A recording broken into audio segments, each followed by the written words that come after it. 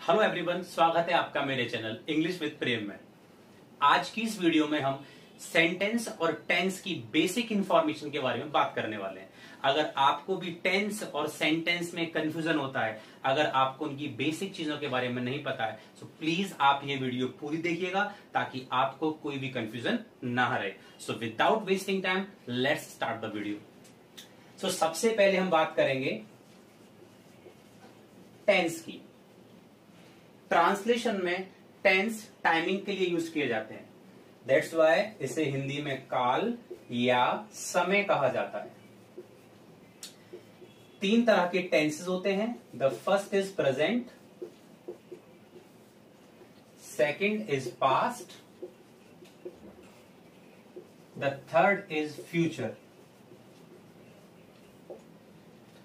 जब भी आप कम्युनिकेट करते हैं तो आप टाइमिंग के बारे में सोच के करते हैं कि आप जो भी कम्युनिकेशन कर रहे हैं वो प्रेजेंट में है, पास्ट में है या फ्यूचर में है। फॉर एग्जाम्पल, आप ऐसा कोई भी सेंटेंस बोल रहे हैं जिसके लास्ट में हिंदी में है आता हो, ठीक है, जैसे कि वो है अभी बिजी है, या फिर मैं आपको बता रहा हूं, या फिर वो है आ चुका है, इन सभी में है आ रहा है। दैट्स वाई जो हमारा सेंटेंस है वो प्रेजेंट टेंस का होगा।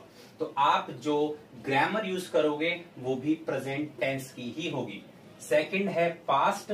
अगर ऐसा कोई भी सेंटेंस जिसमें था आ जाता है तो वो टेंस आपका पास्ट हो जाएगा। तो जो हेल्पिंग वर्ब, जो ग्रामर आप यूज करेंगे अपने सेंटेंस में, वो पास्ट टेंस की होगी। जैसे कि वह भाग रहा था, मैं बता रहा था, वो है अच्छा था, ये सभी के सभी पास्ट टेंस से बिलोंग करते हैं। The third one is future. अगर ऐसा कोई भी सेंटेंस बोल रहे हैं जिसके लास्ट में गा आ जाएगा, ठीक है, जैसे कि वह कल जाएगा, आप बाहर इंतजार करोगे, वह आपको फोन करेगा, या वह एक डॉक्टर बनेगा, ये सभी सेंटेंस हिंदी में गा पे खत्म हो रहे हैं। तो ये जो हमारा टेंस होगा वो फ्यूचर होगा। तो हमारे जो सेंटेंस में ट्रांसलेशन के दौरान जो आप हेल्पिंग वर्ब यूज करेंगे वो टेंस के अकॉर्डिंग, अगर है में आ रहा है तो प्रेजेंट, था में सेंटेंस है तो पास्ट, और गागी के वाला सेंटेंस तो फ्यूचर। तो ये तो हो गया हमारा टेंस। अब बात करते हैं गाइस सेंटेंस की।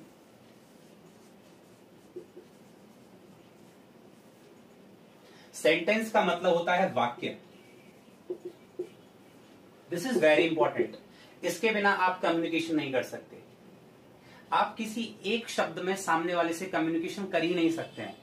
अगर आपको अपनी इंफॉर्मेशन उसको देनी है तो आपको कुछ और अलग वर्ड्स लेने पड़ेंगे, और उन वर्ड्स को जोड़कर जो आप बात कहेंगे वो पूरी की पूरी बात सेंटेंस या वाक्य कहलाएगी।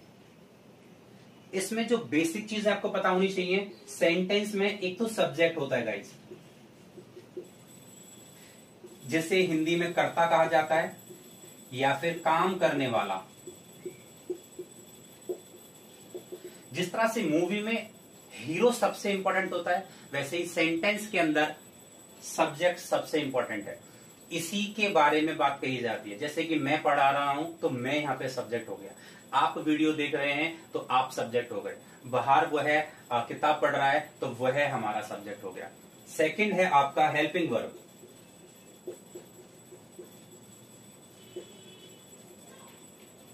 हिंदी में इसे सहायक क्रिया कहा जाता है, और इसको इस्तेमाल करने के लिए आप अपने सेंटेंस को ये देखिए कि वो है पे खत्म हो रहा है, या था पे खत्म हो रहा है, या गा गी पे खत्म हो रहा है। जैसा हिंदी सेंटेंस होगा वैसा ही आपका टेंस हो जाएगा, और जैसा टेंस होगा उसी टेंस की हेल्पिंग वर्ब आप यहां पे यूज करेंगे। तो आने वाली वीडियोस में आपको कौन सी टेंस की हेल्पिंग वर्ब कब इस्तेमाल करनी है, कौन कौन सी हेल्पिंग वर्ब इस्तेमाल करनी है, वो आपको पता चल जाएंगी। लेकिन बेसिकली स्टार्टिंग में आपको पता होना चाहिए कि आपका सेंटेंस अगर प्रेजेंट में है तो है से बिलोंग कर रहा होगा हिंदी में, पास्ट का तो था थी से हो, और गागी के तो आपका विल से बनेगा, ठीक है, फ्यूचर में। उसके बाद थर्ड है हमारा वर्ब, जिसे हम क्रिया कहते हैं, यानी कि काम।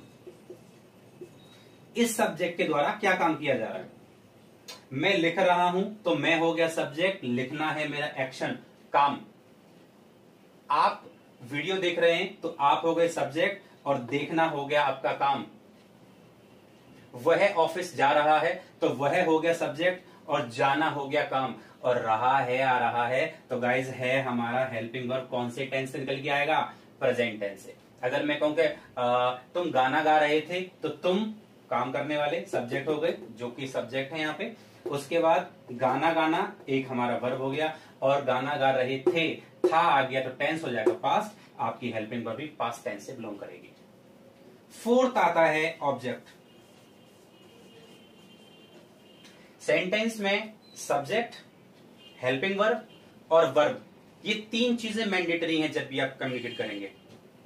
ऑब्जेक्ट कई बार नहीं आता है, कई बार आ जाता है। जैसे कि मैं लिखता हूं तो मैं हो गया सब्जेक्ट, लिखना हो गया वर्ब, और लिखता हूं है हमारा प्रेजेंट है तो हम प्रेजेंट टेंस इस्तेमाल करेंगे। यहाँ पे ऑब्जेक्ट नहीं आए तो ऑब्जेक्ट आप सिचुएशन के अकॉर्डिंग देखें, अगर लगाना है तो लगाइए, और मैंडेटरी नहीं है लगाना तो आप नहीं लगाते। ठीक है, तो इसको हम शेष कह सकते हैं, यानी कि इसमें नाउन, प्रोनाउन, ये सारी चीजें रखी जा सकती हैं। ऑब्जेक्ट कुछ भी हो सकता है।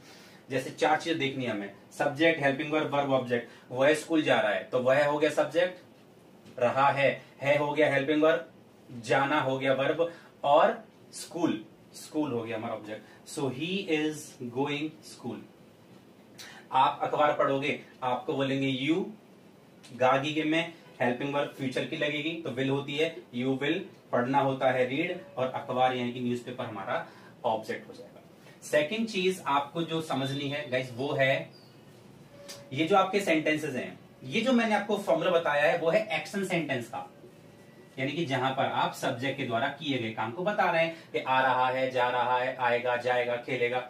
लेकिन कुछ सेंटेंस यहाँ पे सिंपल की तरह इस्तेमाल होते हैं, यानी कि नॉन एक्शन सेंटेंसेस, जिसमें कोई भी कर्ता के द्वारा काम नहीं किया जा रहा है, बस उस कर्ता यानी कि सब्जेक्ट के बारे में इंफॉर्मेशन दी जा रही है।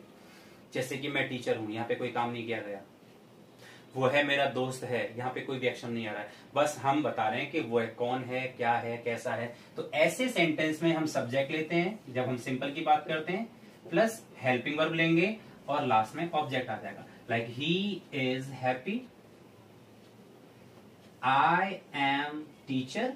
तो यहाँ पे कोई वर्ब नहीं है, जबकि एक्शन सेंटेंस के लिए हमें ये पूरा फॉर्मूला अप्लाई करना होता है, यानी कि सब्जेक्ट भी आएगा, हेल्पिंग वर्ब भी आएगी, वर्ब भी, और ऑब्जेक्ट। तो एटलीस्ट आपको इतना पता होना चाहिए कि टेंस हम तीन तरह से इस्तेमाल करेंगे, प्रेजेंट, पास्ट और फ्यूचर में। कौन से हिंदी सेंटेंस को कौन से टेंस या हेल्पिंग वर्ब से बनाना है वो पता होना चाहिए। सेंटेंस में क्या क्या चीजें मैंडेटरी हैं, एटलीस्ट बेसिक ये चीजें होती हैं। और सेंटेंस में हम दो टाइप यहाँ पे लेके आए हैं, दैट इज सिंपल और एक्शन।